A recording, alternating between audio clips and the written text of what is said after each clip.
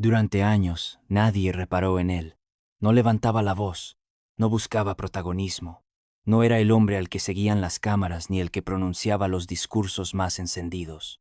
Mientras otros luchaban por hacerse notar, mientras los ambiciosos hablaban demasiado y caían por sus propias palabras, él observaba, desde el fondo de la sala, desde el silencio. Vladimir Vladimirovich Putin no irrumpió en la historia como un trueno, se deslizó dentro de ella como una sombra. Y cuando el mundo quiso entender quién era realmente, ya llevaba tiempo decidiendo el destino de millones de personas. Hoy su nombre provoca temor, rechazo, respeto y obsesión. Pero la pregunta que sigue sin respuesta definitiva es la misma. ¿Quién es realmente Vladimir Putin y hasta dónde llega su poder? Putin nació en 1952, en una ciudad donde la supervivencia no era una metáfora.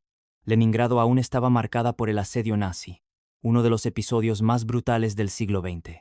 Durante casi 900 días, la ciudad fue cercada, aislada, condenada al hambre y al frío. Más de 1 millón de personas murieron. El canibalismo no fue un mito, fue una consecuencia. Ese trauma colectivo no desapareció con el final de la guerra. Se transmitió de padres a hijos, impregnando la forma de ver el mundo, desconfianza, resistencia, la certeza de que el orden es frágil y el caos siempre acecha. La familia de Putin vivía en un apartamento comunal, compartiendo espacios mínimos con otras familias. No había intimidad, no había comodidad. Cada día era una prueba de convivencia forzada, donde cualquier debilidad se pagaba. Su padre, veterano de guerra, había aprendido que la disciplina es una cuestión de vida o muerte. Su madre había sobrevivido al hambre extrema y había perdido a un hijo durante el asedio. El dolor no era una excepción en casa, era una constante. En las calles de Leningrado, Putin aprendió pronto que la fuerza no siempre es física, que la reputación importa, que retirarse puede ser más peligroso que resistir. No era el más grande ni el más fuerte, pero sí el más persistente. No buscaba imponerse rápido, buscaba no caer. Aprendió a observar antes de actuar, a medir al rival, a esperar. El judo y el sambo no fueron simples deportes para él. Fueron una escuela mental.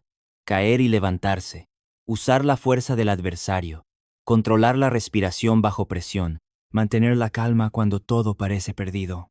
Esa filosofía se convertiría en la base de su visión del poder. No atacar primero, pero no dudar cuando llega el momento decisivo.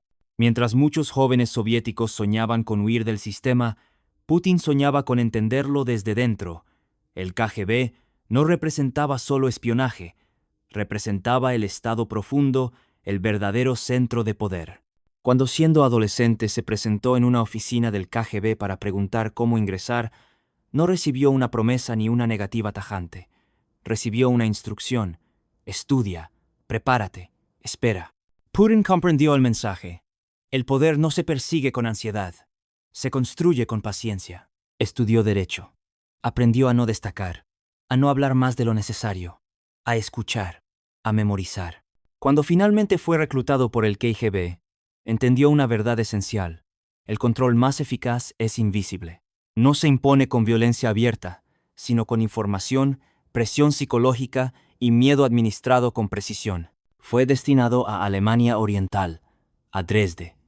No protagonizó grandes misiones cinematográficas, pero vivió algo mucho más formativo.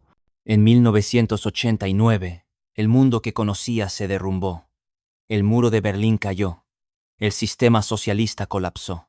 Multitudes enfurecidas rodeaban las oficinas del KGB. Putin pidió instrucciones a Moscú. Nadie respondió.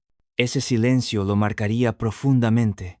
Para él, aquel momento no simbolizaba libertad ni victoria moral. Simbolizaba abandono. La prueba definitiva de que un Estado débil no protege a los suyos. Desde entonces, el caos se convirtió en su enemigo absoluto. Cuando regresó a Rusia, encontró un país irreconocible. La Unión Soviética había desaparecido. El orgullo nacional estaba destruido. Los años 90 fueron una década de colapso. Privatizaciones salvajes, mafias, alcoholismo masivo, esperanza de vida en caída libre. Un pequeño grupo de oligarcas se apoderó de los recursos del país mientras el Estado se descomponía. Para millones de rusos, la democracia no trajo libertad, trajo humillación. Putin no apareció como un salvador carismático. No tenía discursos épicos, no tenía multitudes, tenía algo más útil: eficiencia. Trabajó en la administración de San Petersburgo, gestionando inversiones extranjeras, estableciendo redes, resolviendo conflictos incómodos. No buscaba reconocimiento público, buscaba volverse imprescindible. Su ascenso fue silencioso. Siempre parecía un técnico, un burócrata, una figura secundaria. En Moscú, el patrón se repitió. Subía porque cumplía, porque no generaba miedo, porque no parecía ambicioso. Boris Yeltsin, debilitado, enfermo y rodeado de escándalos, necesitaba una salida. Alguien que garantizara estabilidad y protección personal. Putin parecía ideal, sin base política propia, sin carisma excesivo, sin un ejército de seguidores. En 1999 fue nombrado primer ministro. Meses después, Yeltsin dimitió en un discurso inesperado. Putin heredó el poder legalmente, sin resistencia, sin épica. Rusia tenía un nuevo líder, y casi nadie fuera del país sabía quién era. Putin comprendió que necesitaba legitimidad, y la consiguió mediante el miedo y el orden. Una serie de atentados sacudió Rusia. Edificios residenciales explotaron. El pánico se extendió. Chechenia volvió a convertirse en el escenario de una guerra brutal. Putin prometió mano dura, prometió seguridad, prometió castigo. Una sociedad traumatizada aceptó el trato. La guerra fue despiadada. Las denuncias de abusos fueron numerosas, pero el mensaje fue claro. El Estado había regresado. La popularidad de Putin se disparó. Con el poder consolidado, comenzó una transformación profunda del sistema. Los medios independientes fueron neutralizados o absorbidos. Las grandes cadenas pasaron a manos de aliados del Kremlin. La narrativa dejó de ser plural. Los oligarcas recibieron un mensaje inequívoco. Podían conservar su riqueza, pero no el poder político. Algunos aceptaron, otros desafiaron. Los que desafiaron perdieron todo. Putin no necesitó eliminar a todos sus enemigos. Bastó con crear ejemplos visibles. El resto entendió. Su imagen pública fue construida con precisión quirúrgica, deportes extremos, naturaleza salvaje, silencio calculado. No buscaba ser amado, buscaba ser percibido como inevitable. Un líder que no duda, que no retrocede. Con el tiempo, las reglas se reescribieron. La Constitución fue modificada. Los límites de mandato se diluyeron. Las instituciones se debilitaron. Las elecciones continuaron existiendo, pero la alternancia desapareció. La oposición fue fragmentada, desacreditada y perseguida.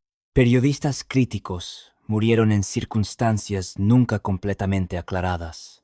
Opositores fueron encarcelados, envenenados o forzados al exilio. Exagentes del Estado murieron en países extranjeros. Nada se probaba de forma directa. Nada parecía completamente casual. Ese era el método. Ambigüedad, negación, miedo. En el escenario internacional, Putin entendió algo antes que muchos líderes occidentales. El poder en el siglo XXI no se ejerce solo con ejércitos. Se ejerce con energía, información y presión psicológica. El gas y el petróleo se convirtieron en armas geopolíticas. La desinformación se convirtió en estrategia. Los ciberataques se convirtieron en campo de batalla. Mientras Occidente hablaba de valores, Putin hablaba de intereses. La expansión de la OTAN fue interpretada como una amenaza existencial. Para Putin, Ucrania no era solo un país vecino. Era una frontera histórica, cultural y psicológica.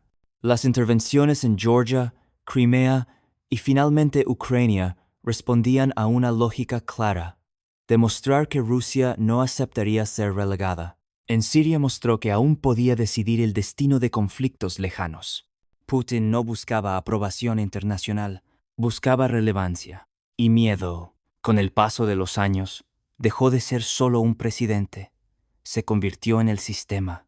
Su salida del poder implicaría un riesgo existencial, no solo para él, sino para todo el entramado construido a su alrededor. Eso explica su obsesión por el control, por la estabilidad, por evitar cualquier forma de caos.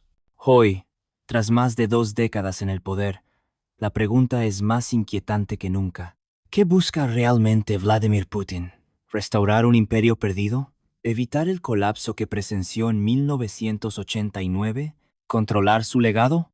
¿O simplemente no desaparecer jamás? Quizá no haya una sola respuesta. Quizá todas convivan. Putin no es un villano de caricatura ni un genio infalible.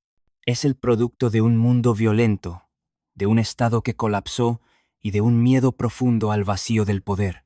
Un hombre que aprendió que la debilidad se castiga, que el control se pierde si se comparte, que el miedo es más estable que la esperanza. Porque algunos líderes gobiernan países, otros gobiernan narrativas, pero algunos gobiernan el miedo. Y cuando el miedo gobierna, nadie sabe quién será el próximo. Si este documental te ha hecho pensar, cuestionar o inquietarte, apóyalo con un like. Suscríbete para no perderte las historias que el poder prefiere que no se cuenten. Y dime en los comentarios, ¿qué otra historia te gustaría escuchar?